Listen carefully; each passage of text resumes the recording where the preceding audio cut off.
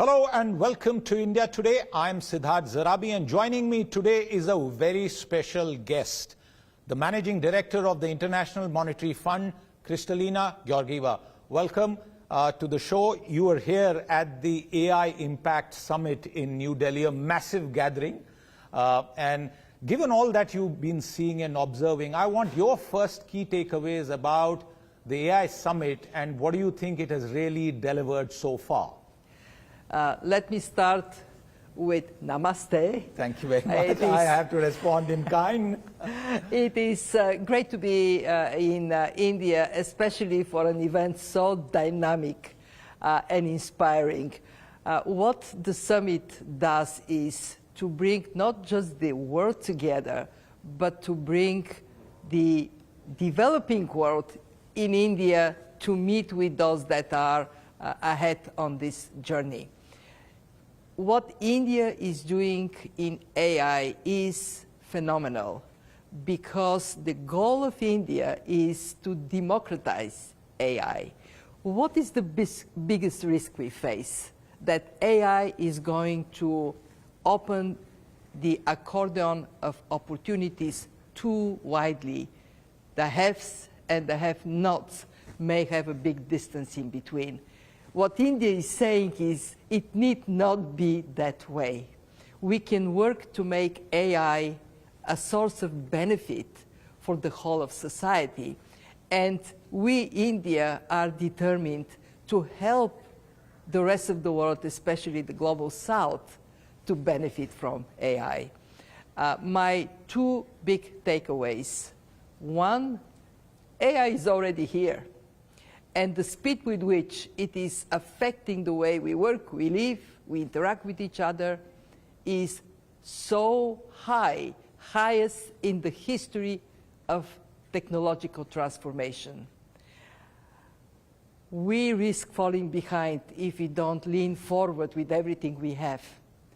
Two, it is a tremendous source of excitement and opportunity.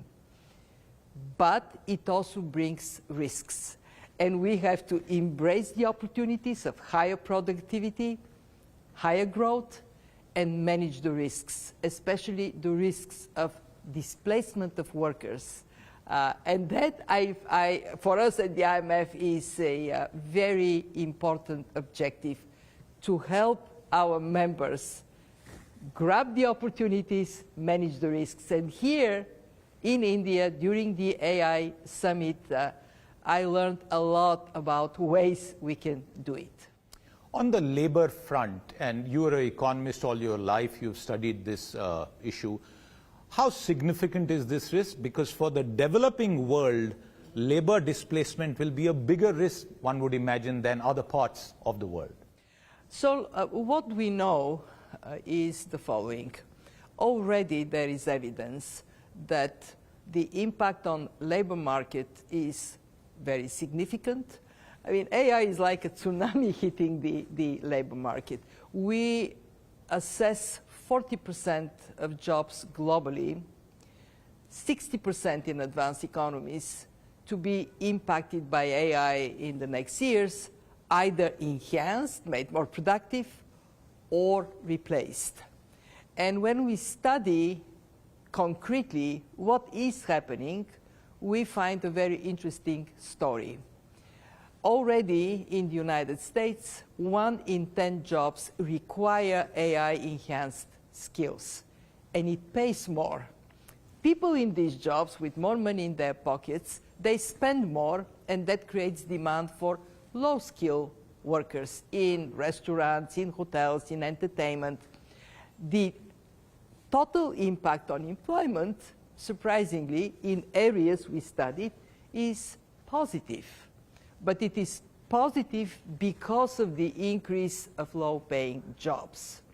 So what is happening is we have one part of the labor force getting better pay because of better skills, another part of the labor force getting jobs but with less pay, low-paying jobs, and who is squeezed? The middle. The jobs in the middle that are neither enhanced nor created as low service jobs, they get, in relative terms, squeezed. We also see automation eliminating entry-level jobs. So recent graduates, they worry, where is the job for me? And this is where attention of policymakers needs to go. We are not helpless. What we can do is first redefine education for the era of AI. Learn to learn and be adaptable in terms of how you adjust to jobs. Two, put in place good social safety nets. So if people for a while are displaced, they have something to lean on for themselves and their families. There is a very good system, FlexSecurity in Denmark. I highly recommend that for this world of AI, we create that flexibility in the labor market, and actually congratulations to India for the labor market reforms, but we combine that flexibility with security, with helping people to adjust. That's a very good prescription that might be needed in the days ahead. Just one more follow-up on the subject of AI, and this is to do with the AI arms race. These are my words, but you understand this as an economist. The oil economy had haves and have-nots. We've seen that in other spheres. The United States is advocating that the globe should use the American stack. China has a certain stack. India is going down a different path.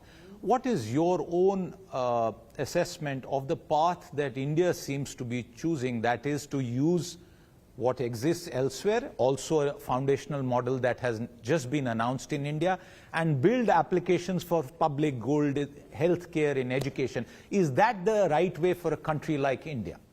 For India, this is the right way. Why? India invested over the last years in digital public infrastructure. It is foundation for AI to be more accessible to more people, to be applicable in more areas. India created digital ID for 1.4 billion people, and that gave a big boost to the digital economy. Now comes AI, and to make it beneficial for more people, it is appropriate to think of models that are specifically designed for a sector or for a particular activity. And that democratization of AI is what I started with, is impressive in India. Now, where the world is headed, inevitably there will be different paths. And the issue is, how about the developing world, the countries that risk falling behind? And there, I think the model that India is developing for India may be more applicable than the high-tech corporate model of the United States. What matters today is that we think ahead, independent of which path is chosen. What should we be most worried about? And frankly, I think our biggest worry should be guardrails. We want AI for good, not for evil. We want AI that protects dignity and the rights of humans.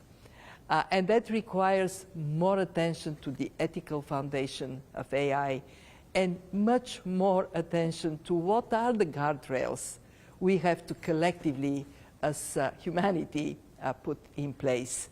And there, engagements like this summit are very helpful because they bring the tech world with policymakers, leaders from different countries, and they create space to think through how to go about a transformative technology that brings enormous opportunities. We see this potentially lifting global growth by 0.8%. Just to give the audience a sense, what does it mean?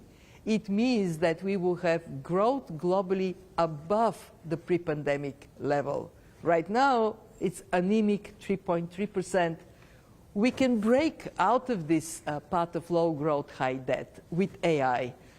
But for productivity growth and economic growth to benefit the world, we have to pay attention to the risks, and we have to work together as a global community in a world that is more fragmented today than it was before the AI revolution. But equally, if guardrails are necessary, and one would agree with you, how do you ensure that innovation doesn't get curbed due to regulation, over-regulation?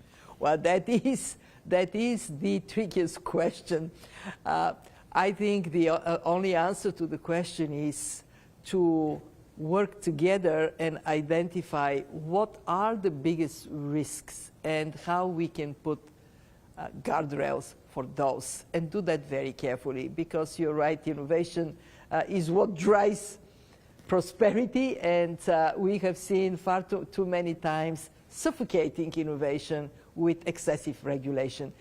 India, over the last years, has worked hard to reduce the regulatory burden. I would argue that this is an area where more can be done to implement the great reforms that India has mustered over the last years.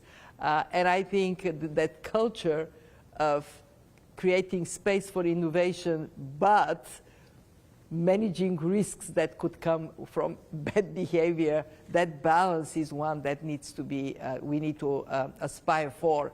Not an easy one, but it can be done. Can be done when we all work together. And to finish on that point, many thanks to Prime Minister Modi, to India, for bringing us for this AI summit here in Delhi. Can and should Europe also deregulate?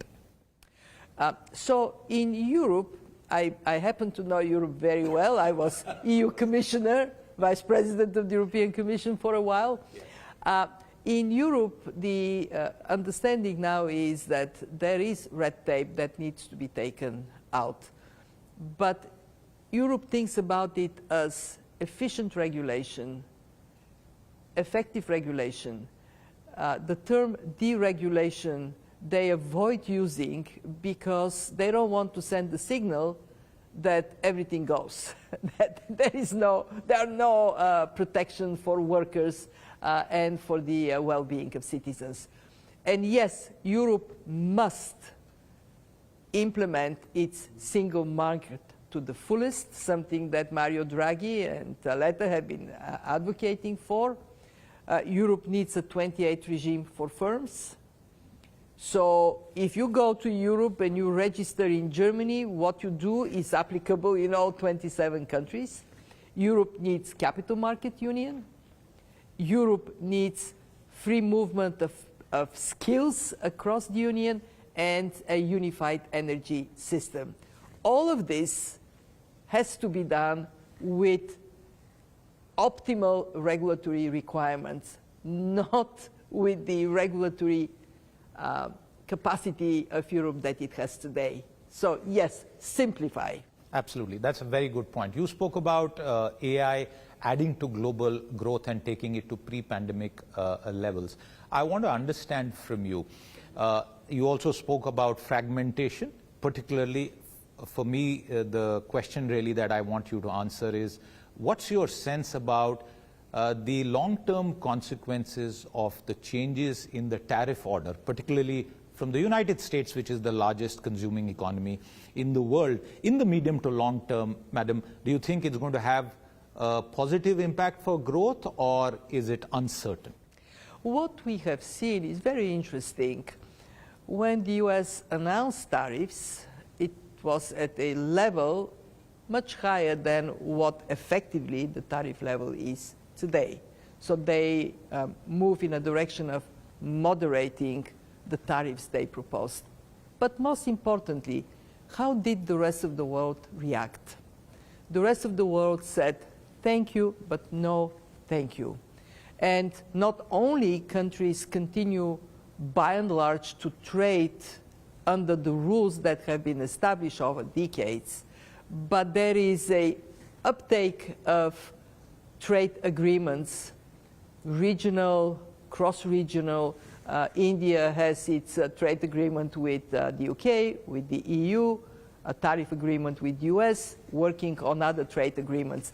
That uptick shows that if globally we might be in a more difficult place to have uniform rules, countries would respond by regional, sub-regional integration. Here in South Asia, there is tremendous potential to deepen trade integration within the sub-region that for sure India can lead and benefit from. So my projection is the following. We are in a multipolar world. This is a reality. And therefore, it would be more complex to have trade relations established. There would be more bilateral, plurilateral agreements. But the world would continue to trade. Supply chains will continue to cross borders. Why? Because we are integrated. We cannot pull apart.